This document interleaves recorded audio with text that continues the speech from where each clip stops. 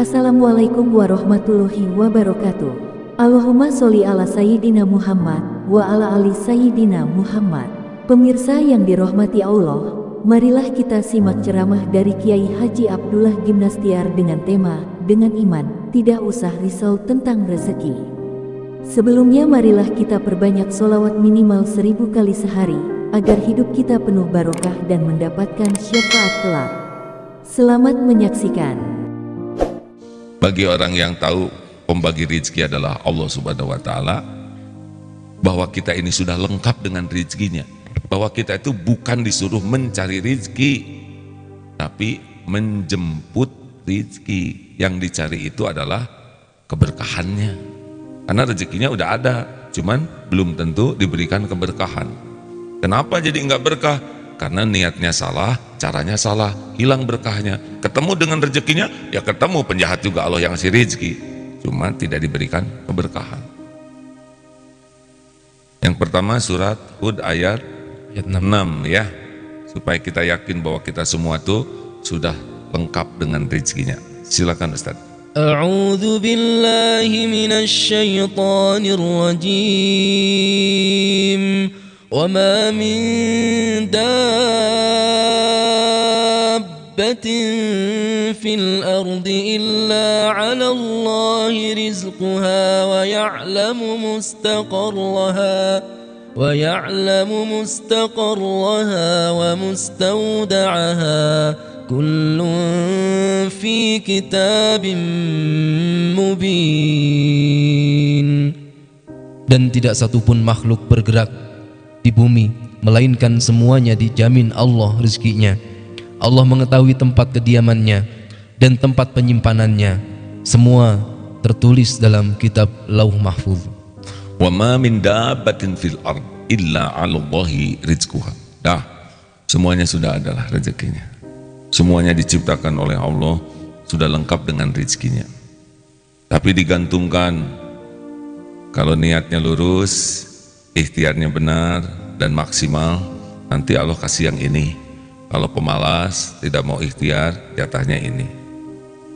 Kalau ngambilnya dengan takwa, nanti Allah membimbing ketemu rezeki yang terbaik.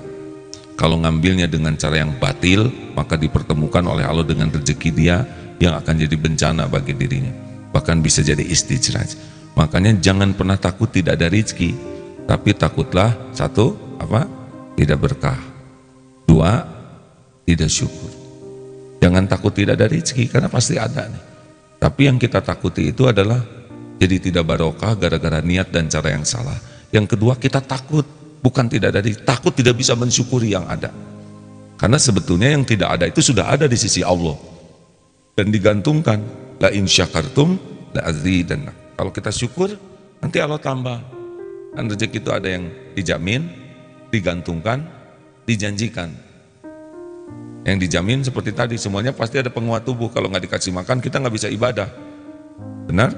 Nah, yang digantungkan, kalau kita pakai takwa, wa may yattaqillah yaj'al lahu makhrajan. Allah bakal menuntun kita ketemu dengan rezeki terbaik kita. Karena kita niatnya lurus, caranya bagus, maksimal, nanti kita dibimbing oleh Allah ketemu dengan rezeki kita. Jangan takut hadirin, selama ini aja kita nggak tahu rezeki kita di mana. Ini contoh yang sering diungkapkan, cecak. Cecak makanannya siapa? Nyamuk. Nyamuk punya sayap, cecak punya sayap. Nah, ini kan repot hadirin. Makanan dia bisa terbang ke sana sini, dia ngedaplok. Coba, apa enggak stres tuh? Pernah lihat cecak yang stres? Enggak, dia enggak tahu. Kita bukan psikolog cecak. Lihat nih, mana yang ngedeketin? Cecak nyari nyamuk, nyamuk ngedeketin cecak. Iya, udah diatur oleh Allah. Sebab kalau cecak nyari nyamuk, repot. Turun ke sini kesedot vacuum cleaner, jalan ke sana ketincak santri, turun lewat tangga di Soledad, mau nyebrang ke lides angkot, sampai ke pinggir selokan dipatuk ayam. Kapan makannya ya Allah? Benar kah? Nih, kita ada kuda 34 di sini kuda. Di kandang dia.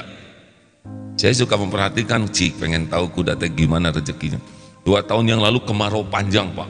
Aduh, Itu mah rumput kering sekitarnya. Mikir rumput. Siapa yang mikir? Kuda toh? Saya hadirin.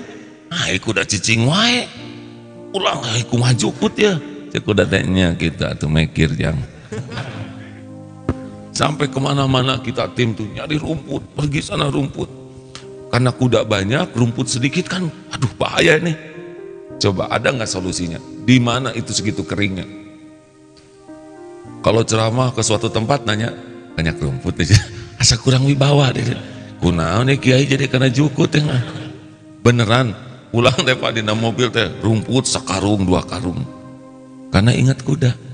Segitu hebatnya itu Allah ngejamin. Kuda kan di kandang, kalau dilepas takut kabur, betul tidak? Kami yang kabur-kaburan nyari rumput. Nah ini karena banyak rumput sedikit, tahu nggak solusinya bagaimana? Suatu saat ada air show tuh di sana, di IPTN, diundang Darut Tauhid itu. Apa hubungan kuda dengan pesawat? Tapi karena air show-nya di sana jadi meramaikan, kita ada kuda-kuda kita di sana sehingga para pengunjung bisa ikut berkuda, melihat, naik dan nonton dan dapat ilmu. Nah kan di airport tuh banyak tuh lapangannya, tidak hanya di dekat pesawat tapi sana juga. Silahkan, eta mah legit atuh hadirin. Makanya lapangan terbang segitu luas sampai kagak goler tah. Nah hadirin sekalian, betapa Allah maha adilnya ya. Kami bingung nyari stok rumput di mana, tapi ada saja jalannya. Tapi seperti itulah, itu binatang, apalagi kita ya. Makanya sering tafakur waktu di perut ibu. Ingat tidak? Ingat tidak waktu kita janin? Ingat tidak? Benar tidak, kalau ingat bohong ya. Tapi waktu kita janin kan langsung rezeki datang, betul tidak? Ibu makan, ibu teh rada jarambah kalau lagi ngidam teh dok, bayum, jengkol, cireng, sampe, bandros, apalagi petei. Dari segi nama aja mustahil lah jadi orang ya kan. Petei, dorok, cireng, gepuk kan. Tapi oleh Allah diramu, kunyah oleh ini. Cara Allah ngasih makan kita di rahim ya, ibu teh ini dirukunya campur air liur ke sini, digerus oleh lambung, terus dipilah-pilah, disedot oleh kan sedot oleh janin belum Pak, saripatinya diambil, diedarkan oleh darah, masuk ke plasenta, masuk ke tubuh kita nggak usah ngunyah, belum ada giginya ya. Coba kalau tersisa jengkol satu di tubuh.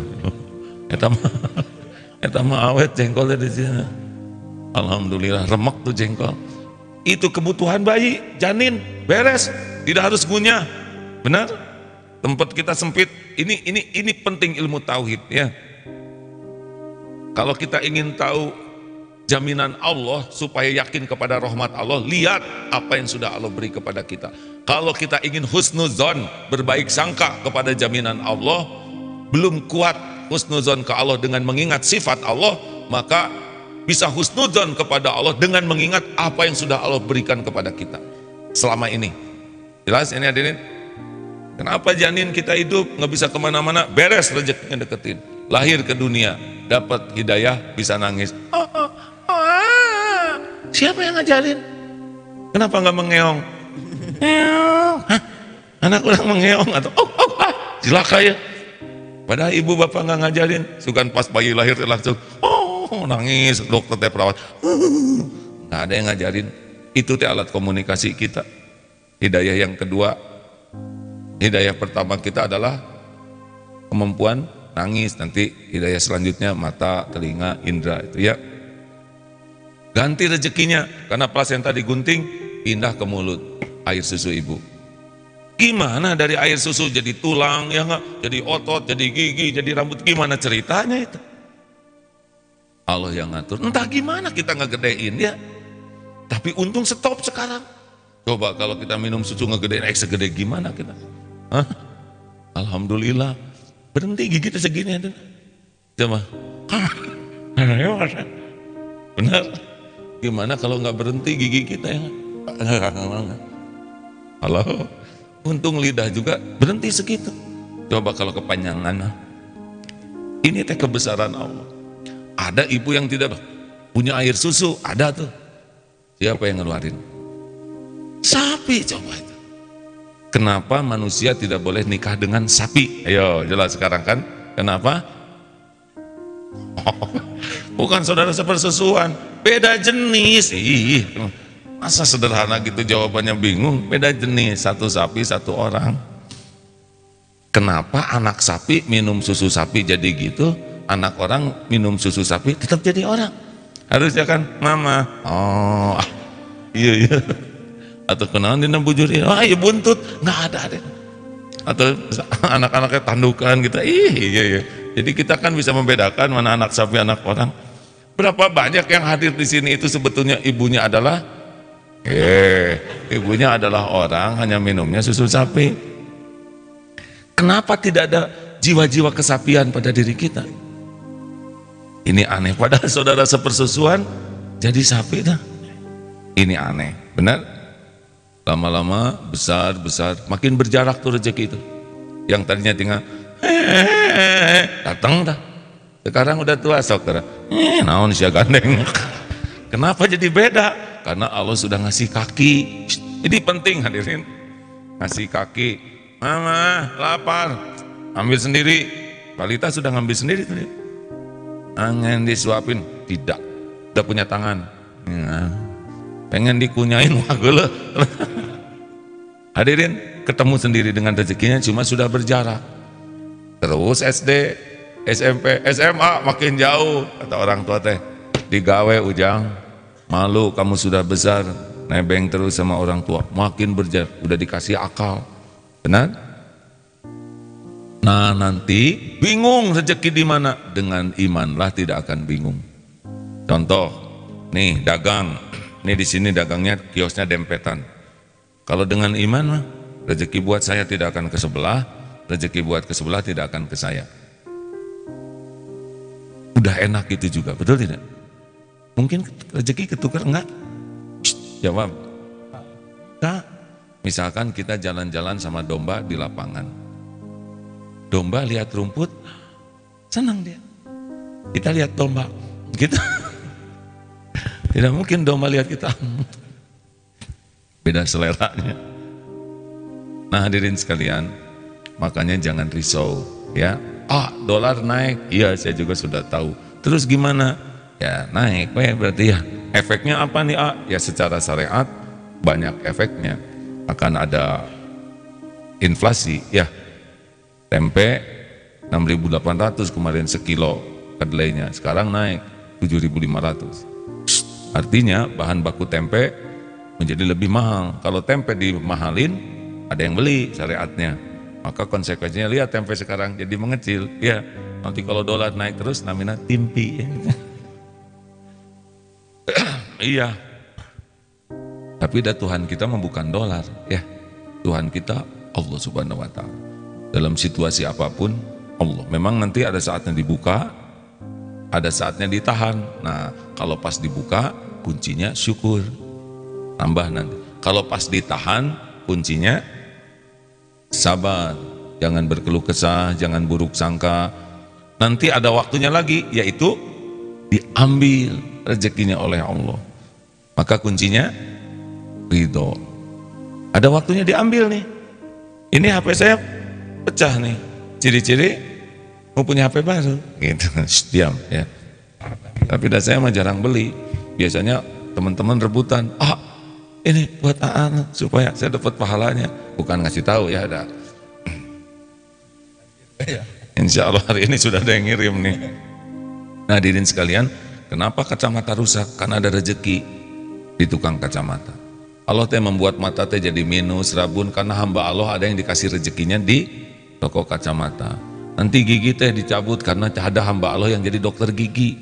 Kenapa rambut manjangin? Karena ada hamba Allah yang rezekinya dina rambut ya. Coba kalau rambut jarang manjangin, repot itu tukang cukur, ngalanggur ya. Makanya ketika kita ke tukang cukur teh sing happy karena kita berbagi rezeki. Nanti ban meletus. Kenapa? Karena ada hamba Allah yang jadi tukang tambal ban. Nah si tukang tambal ban itu kan punya istri, punya anak, harus sekolah. Makanya kalau ban meletus, alhamdulillah ya Allah, bagi-bagi rezeki, sing happy ke tukang. Mang, apa kabar? Saya jauh-jauh datang 2 kilo, siapa nggak dorong motor demi menyampaikan rezeki Mang. Cik berapa bocornya? Cuma 1 Den. Hah? 1? Tambahin. Yo. Jarang. Saya juga belum pernah kayak gitu. Harusnya happy hadirin. Saudara pernah dengar yang makan ada kena cucuk di sini?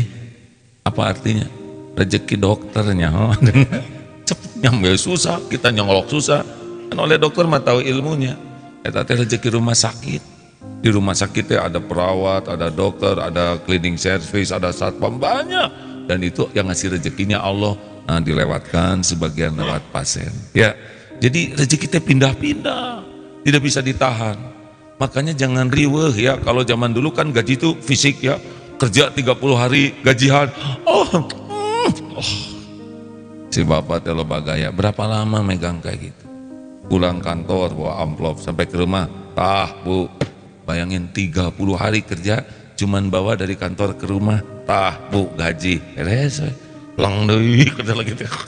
Memang disembunyikan sebagian ya, tidak. Saya mah disetor semuanya hadirin. Nih, ibu teh gembira lihat amplop. Allahu Akbar, alhamdulillah.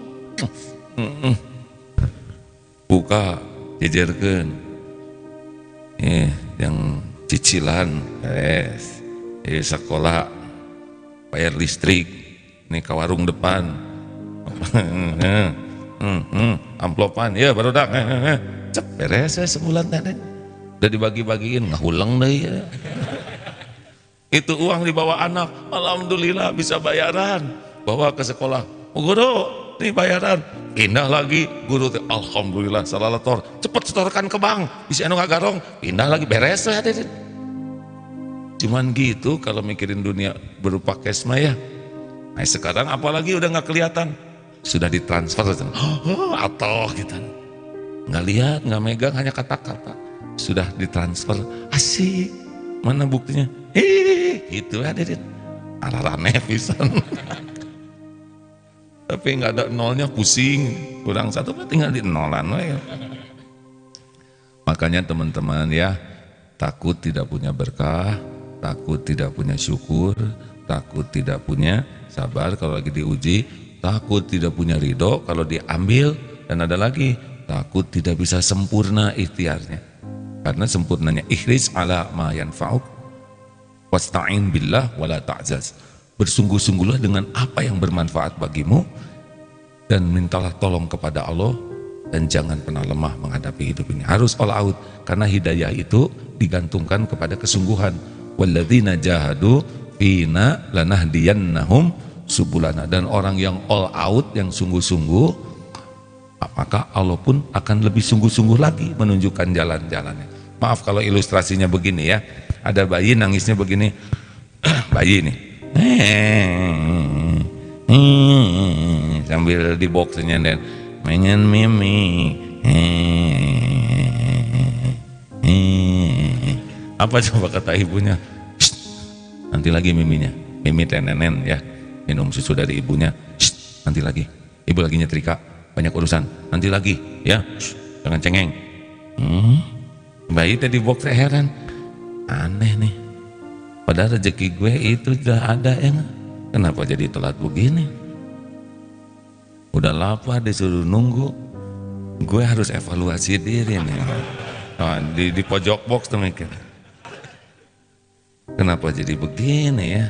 Rezeki jelas ada, itu jelas oleh si ibu dibawa ke bawah, deket, tapi jadi telat nih. Apa yang salah nih? Benar kata si Agim, harus evaluasi diri. Oh, saya ngerti, ini karena tangisan saya kurang profesional dan kurang inovatif. Emang harus kuakui 3 bulan ini tangisan ini nggak ada variasi sama sekali dan energinya lemah. Oke deh, kita akan tes dengan tangisan terbaru yang lebih profesional. Di box teh, sok ngalamun hadirin, dan tidak dilarang sambil megang itu tiang box teh.